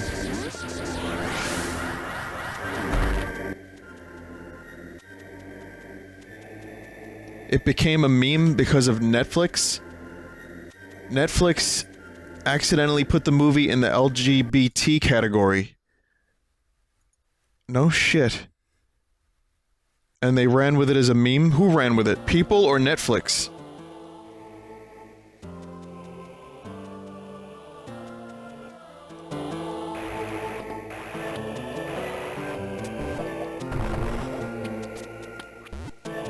Holy fucking shit.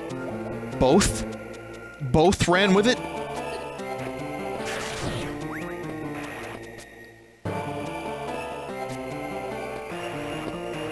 We live in a very strange time. We live in a very strange time. So, just to confirm, the Babadook, which I think is still one of the worst names for a horror movie or a horror villain ever. So the Babadook in the film itself, he's not gay. He's just Baba. With a babussy to die for, right? And he's not the bye-bye man?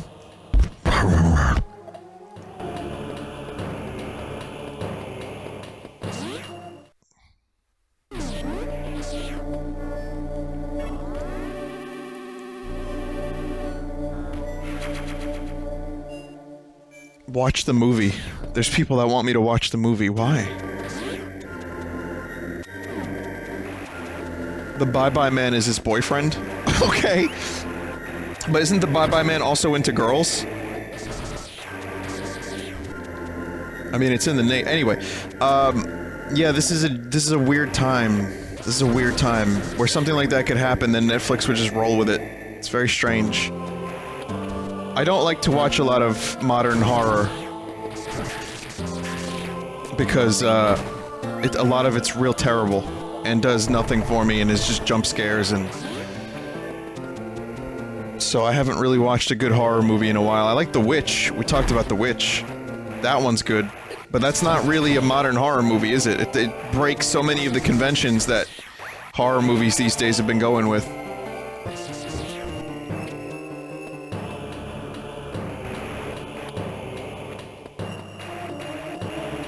The Witch.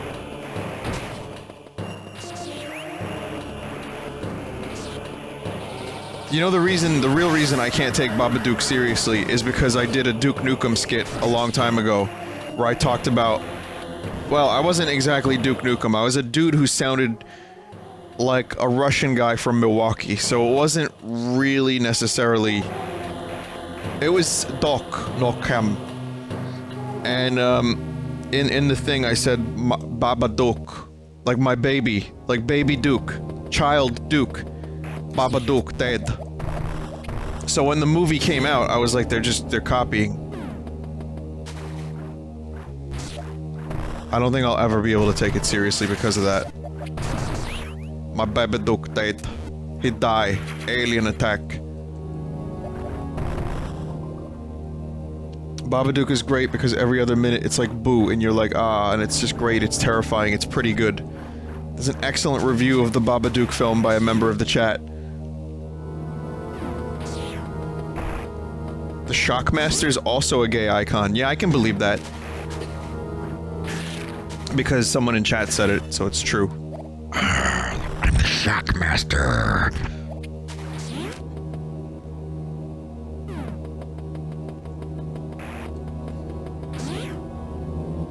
Who's the Shockmaster? Type in wrestling the Shockmaster in YouTube.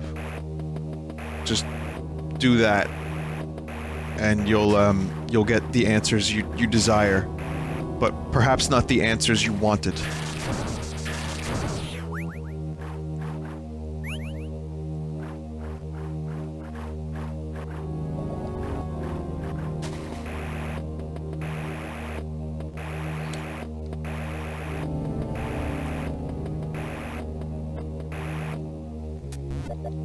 Power bombs. You know, if you say power bombs real quick and you kind of almost slur it, it almost sounds like power bottoms. Which, since we're talking about Babadook, I guess that's an appropriate phrase. It's called the Ass Pounder. 4,000.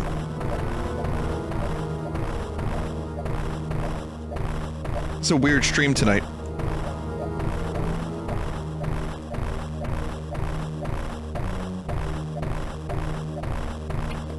A little on the weird side. Talking about some weird topics like Babadook. Very, very strange.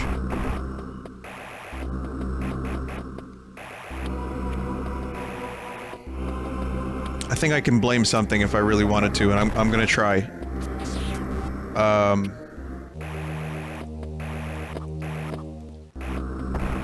Okay, you ready? So, I had something today that made me feel absolutely disgusting.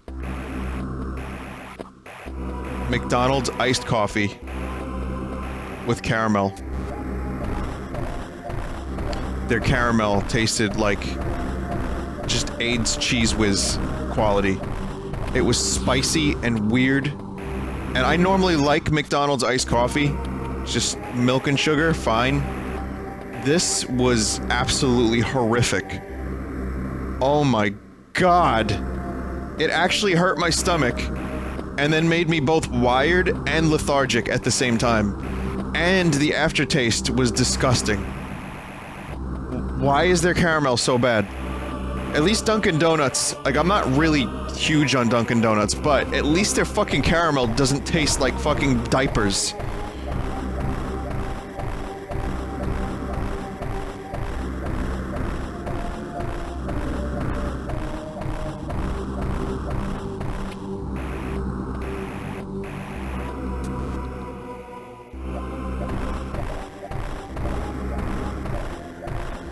.7-Eleven has really bad caramel, too. Don't get the caramel in coffee at 7-Eleven. It's just... It's not as, like, spicy. It doesn't taste like... It doesn't taste like a night after Taco Bell, but it does taste like that same kind of cheap fakeness. Just in a weird way. I don't know how people at their, like, corporate aren't aware of how bad this shit is.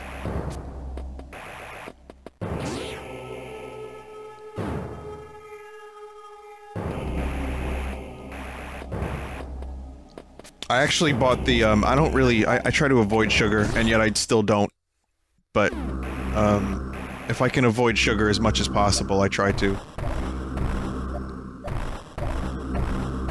But, for my coffee, I have that sugar in the raw nonsense, which is apparently just, you know, sugar in the raw. I don't know if that's just a marketing ploy. It probably is, and I'm getting duped. And it's probably made of, like ammonium chloride waste product.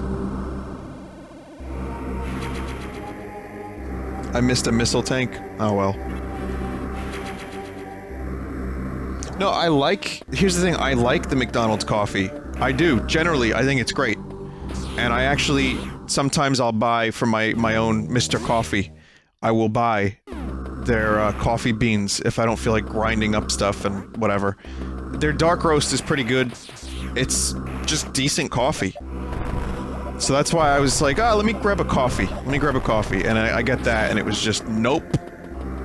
It's just the caramel was assholes.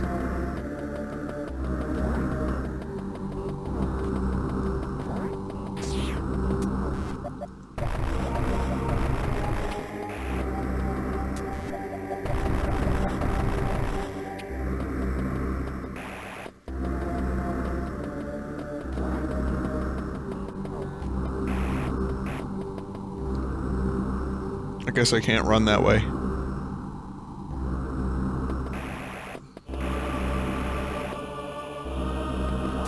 How do you interact with chats this large? Mostly I don't. I do the best I can. It can get really, really, really bad sometimes, and when that happens, I just focus on the game. Interaction is nice, and it's a bit of a luxury when it, you know, when it's good. But there is also plenty of times where I just don't feel like it. So I'll just focus on the game if I'm feeling a little antisocial. So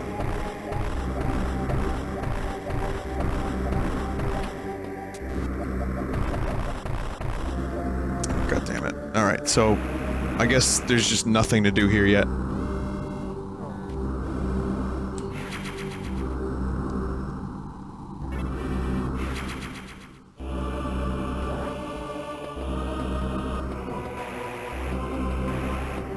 Is it a good day to have a good day? Yeah, it's good. That's about as deep as you can get with pop music at the moment. You don't want to go too much. You don't want to attempt to make people think much more than that. I'm being a bit sardonic, but I think it's a good day to have a good day. Like, there's people that would probably, wow, that's real deep.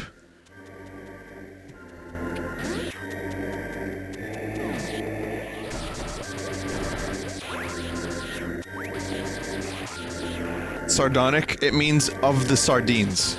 That's what that means.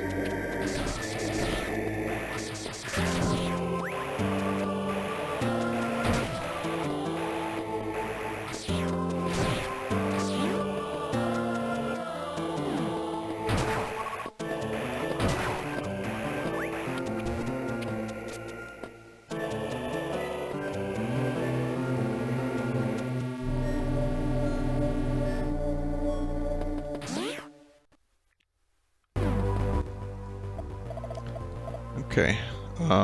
We could go to Turian.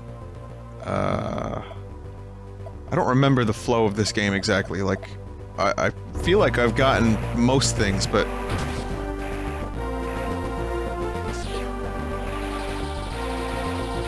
I think I'm gonna head down to, a save point and save all the next stuff for the next stream. We defeated Ridley tonight. We got a bunch of secrets, made a bunch of progress.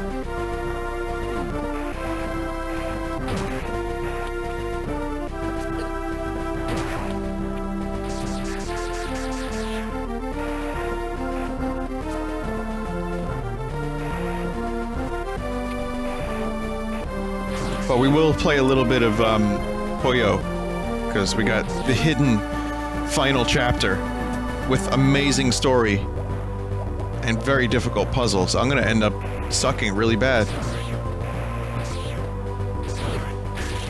It's a good day to get housed in Puyo Tetris.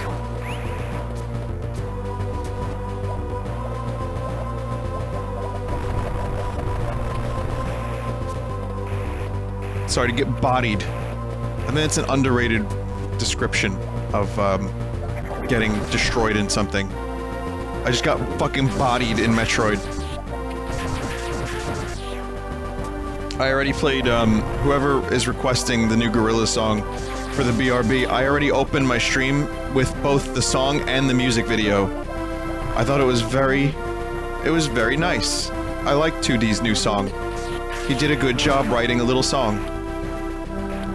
And he has some good dance moves, and he's been to Pyongyang.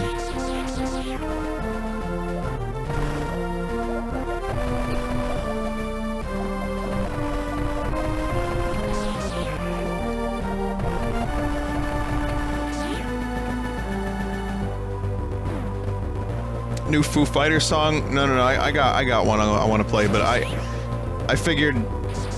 So, Sleep Powder is the name of the Gorilla song. I got another song with the title of Sleep that I'd like to play, but I'm not really crazy about... the new Foo Fighters song.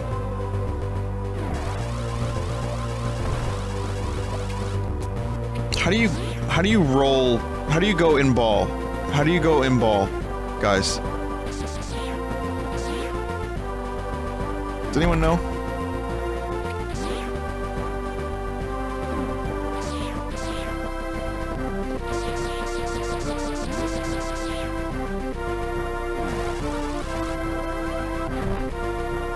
Oh, like that.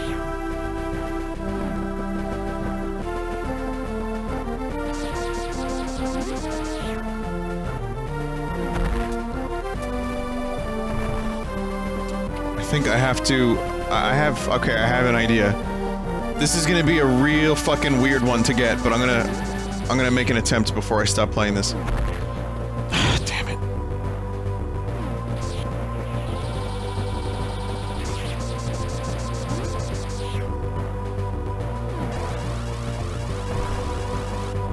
Ah! Almost.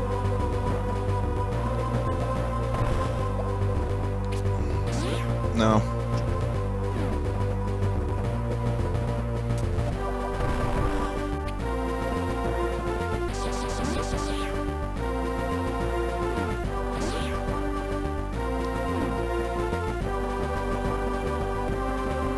This is the most difficult item to get in the game, don't bother.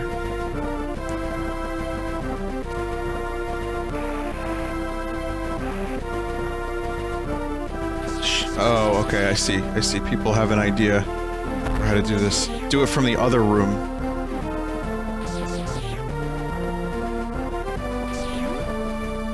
Wait a minute. No. No.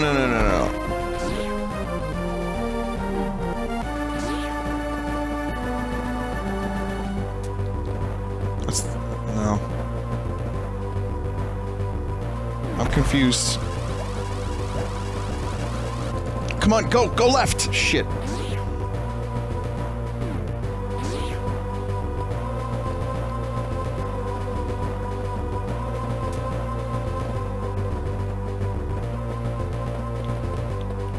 Shine spark from the previous room. Start to run from the room the speed booster thing is in. But then how do you keep the door open? You know what I mean? Oh, I see, I see. Hang on, I got this, I got this. I understand. I didn't process the idea that I could...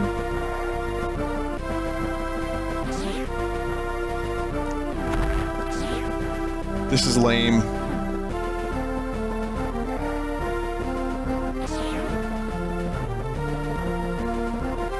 Run right to left to charge? I don't think... Is that how that works? You have enough time to open the door and do the shine spark. Alright, I see. I got it. We're gonna make this happen. I don't back down from a challenge in a Metroid game. Except for when I do, all the time.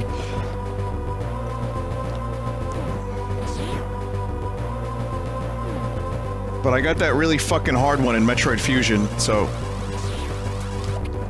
Shit.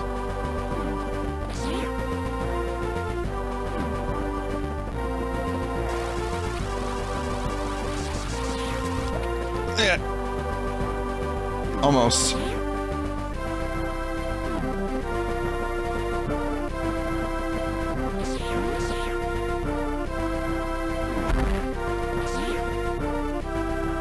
Right to left is easier. I just keep going into the fucking...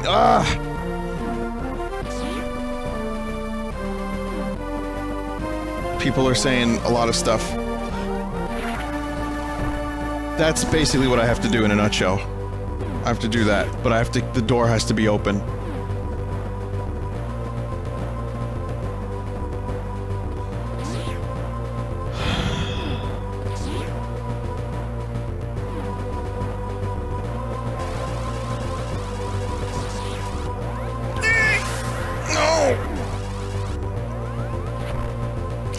That you could reset the thing. Yeah, you're right. Yeah.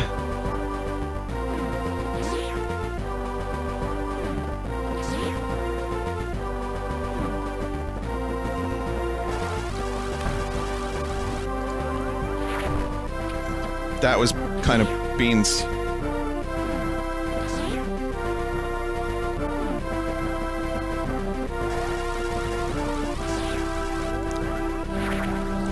Got it.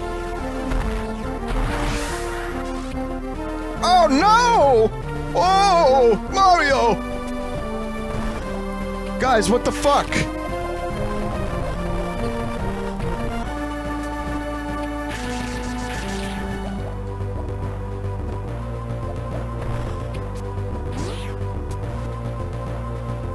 You have to... How do you get your charge back? You gotta do another one in the room with the flying turtles.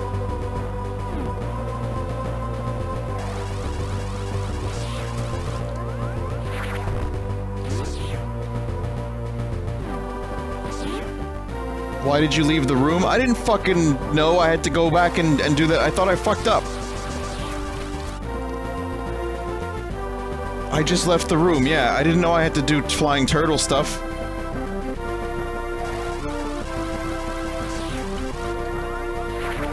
They're not really flying turtles, though, I mean...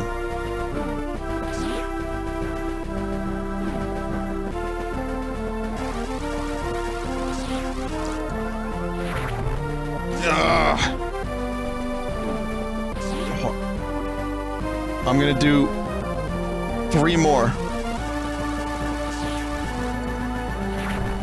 Why did you go diagonal, son? I had no... There's no reason that should have gone diagonal. I held left. There we go. Okay.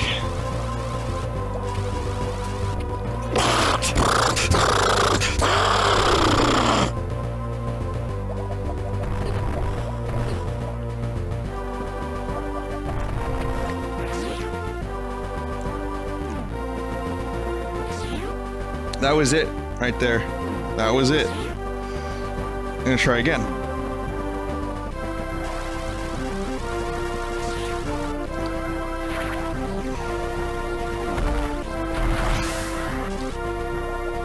I don't know why it stopped. I don't know why it stopped. I pressed the button, I held down, I was supposed to get the shine.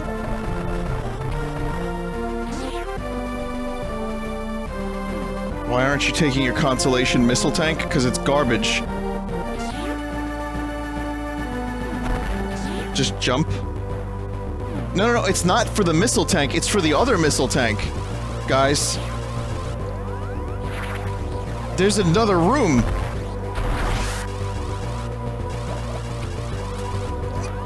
See? Right here, sons! Got it.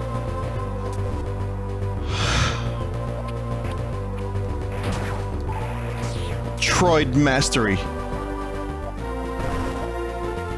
Alright, now I can get this one.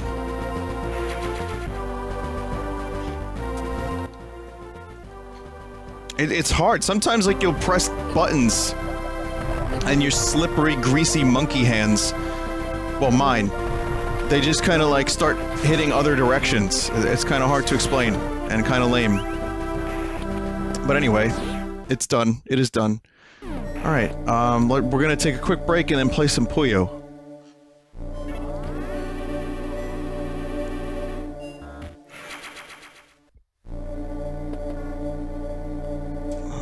Alright.